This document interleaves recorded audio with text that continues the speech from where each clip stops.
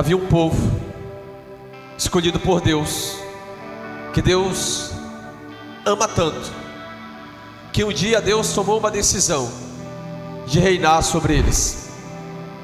E Deus passou a reinar sobre aquele povo.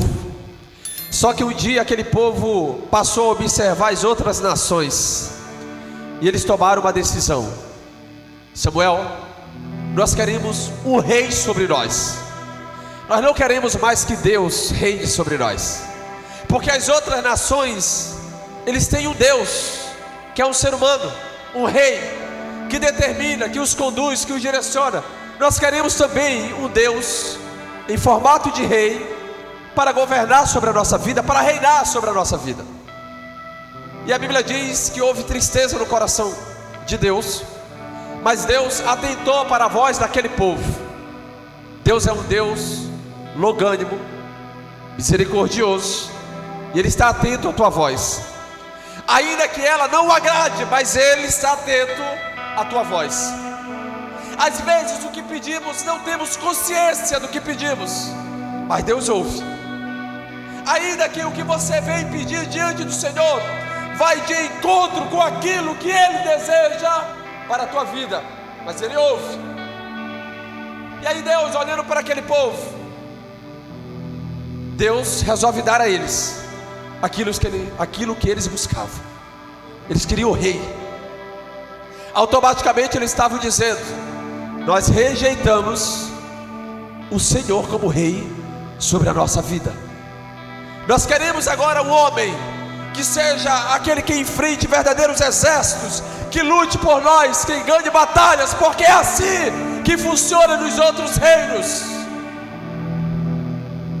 Só que havia um homem na terra do Egito, chamado Faraó, que ele geralmente no seu governo tinha o hábito de exigir do seu povo 20% de tudo aquilo que eles produziam. Deus começa a trazer a lei e gerar pactos com o seu povo, porque agora o desejo deles de serem governados por um homem realizava sobre o interior de cada um deles a realização daquilo que eles buscavam. Deus escolhe um homem forte, que não era da sua vontade, mas era da vontade do povo. Saul não foi escolhido por Deus, foi escolhido pelo povo. Cuidado com quem você escolhe para andar do seu lado. Cuidado com quem você escolhe para orar contigo. Cuidado com quem você escolhe para entrar na tua casa. Cuidado com quem você escolhe para fazer parte do seu ministério. Cuidado com quem você está trazendo para perto, onde Deus já levou para longe.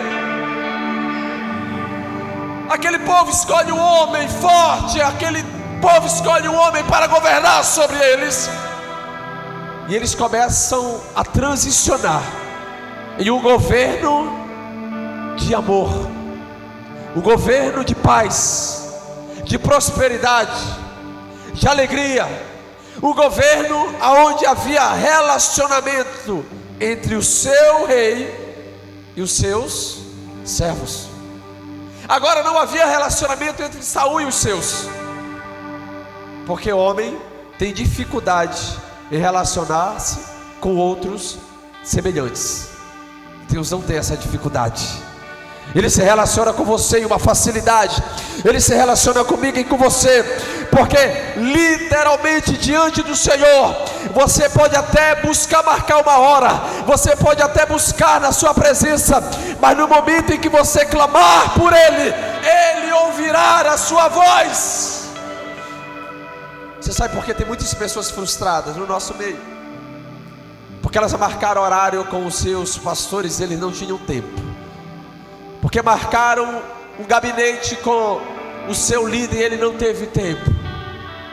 Mas eu te garanto uma coisa: na hora em que você fechar os olhos e dizer Jesus, Ele diz: eis-me aqui.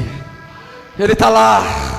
Ele vai atentar para a tua voz, Ele vai trazer socorro, Ele vai restaurar o princípio do relacionamento, que nele não pode se perder. O Espírito Santo, Ele está trazendo essa geração de volta para um relacionamento genuíno, relacionamento sem contaminação, relacionamento onde não existe uma barreira entre você e Ele. Mas por que nós construímos essas grandes muralhas entre nós e Deus? Porque alguns homens ensinam que Deus tem alguns com estrela na testa. Isso não é verdade. Deus não tem os escolhidinhos dele. Deus tem filhos. Filhos têm liberdade na casa do seu pai.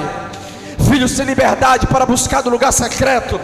Filhos têm liberdade para acessar o tesouro. Filhos têm liberdade para acessar a herança. Filhos têm liberdade para chegar diante do pai e receber aquilo que é seu por direito. Agora tem um detalhe. Nós temos dois tipos de filhos. Aqueles que estão a vida toda com o seu pai, mas que tratam o seu pai como verdadeiros patrões. Patrões que de verdade olham para você e querem te punir. Agora tem filhos que tomam a herança do seu pai, não cuida, toma da unção, não cuida, dos dons não cuida, do relacionamento não cuida, vai embora, vive a sua vida, mas de repente cai em si e reconhece: na casa do meu pai eu podia orar o tempo que eu desejasse. Na casa do meu pai eu tinha comida farta todo dia. Na casa do meu pai eu tinha uma palavra para ler. Na casa do meu pai eu podia chorar à vontade. Na casa do meu pai havia um lugar secreto para mim me encontrar com ele todos os dias. Na casa do meu pai a voz dele era real e presente. Mas hoje onde eu estou convivendo em um ambiente onde eu sou tratado como inimigo. Eu estou convivendo em um ambiente onde não tem pão para comer. Eu estou vivendo em um ambiente onde o que os porcos comem é o que eu desejo, porque não tem mais alimento fresco. E aquele filho caiu em si e reconheceu: eu vou voltar. Essa categoria de filho é a categoria que eu quero ser. O filho que reconhece: da casa do pai ele te espera de braços abertos. O pai tem saudade do relacionamento que havia no primeiro amor, quando você de verdade sabia como era viver um relacionamento diário e contínuo com ele. Na casa do pai você tem liberdade. Essa barreira que construíram entre Deus e seus filhos, ela é antibíblica. Agora, cadê os filhos que voltam para casa? Cadê os filhos que de novo estão construindo verdadeiros altares de adoração, de sacrifícios para Deus? Cadê os filhos que estão voltando desesperados, dizendo: pai, eu quero voltar para o relacionamento aonde o Senhor me ouve, eu ouço a tua voz, reconheço ela e não vivo sem ti.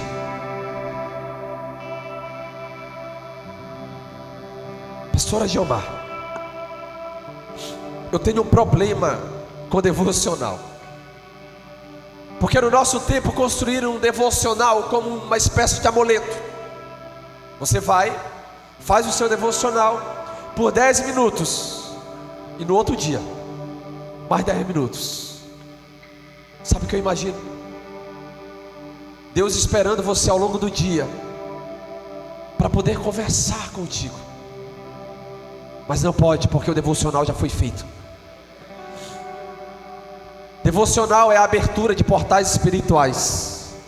Devocional é você começar ao longo do seu dia entregando a sua primeira primícia para Ele. A sua primeira primícia está diante do altar da glória, e dali você passar ao longo do seu dia conversando com o Espírito Santo, dizendo: eu estou aqui disponível para aquilo que o Senhor deseja.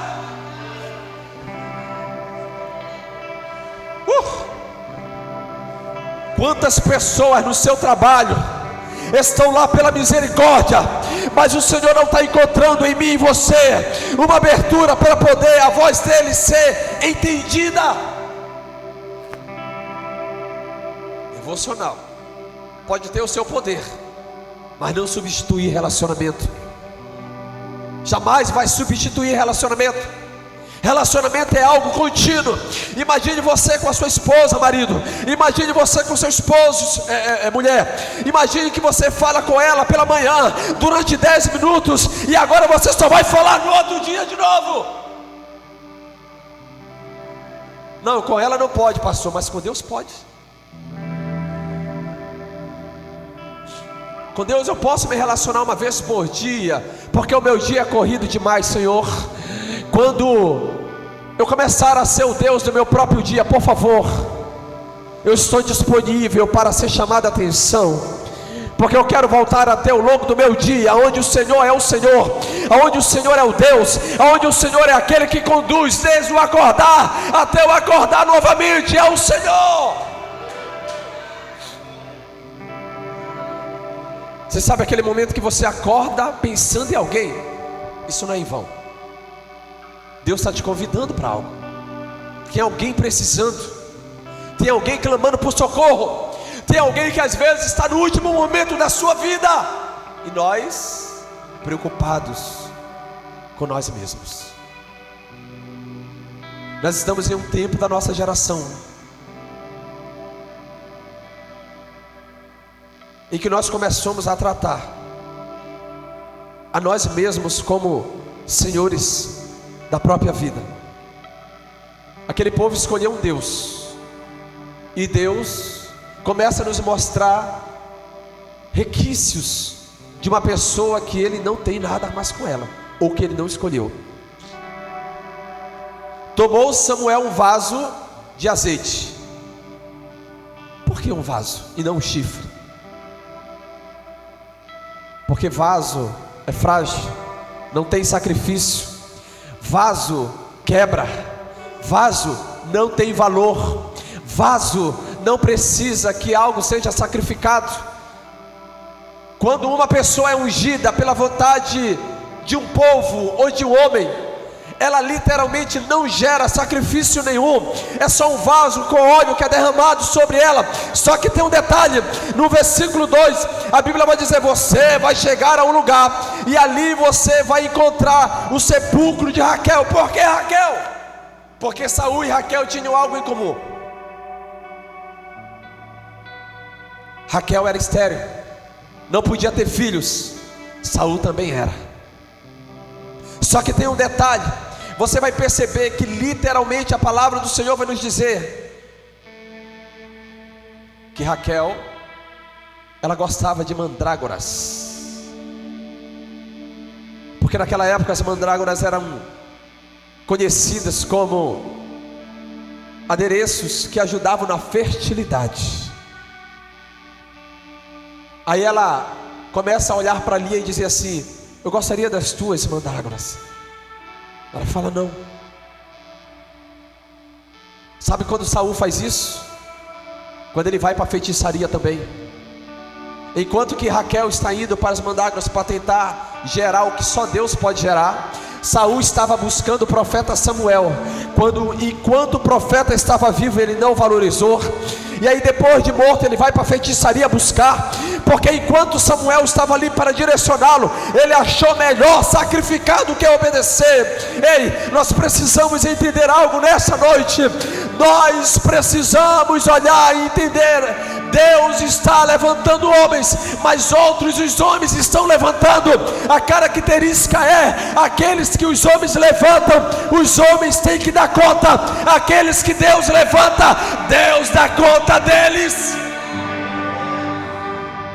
Deus tem compromisso com quem tem compromisso com Deus.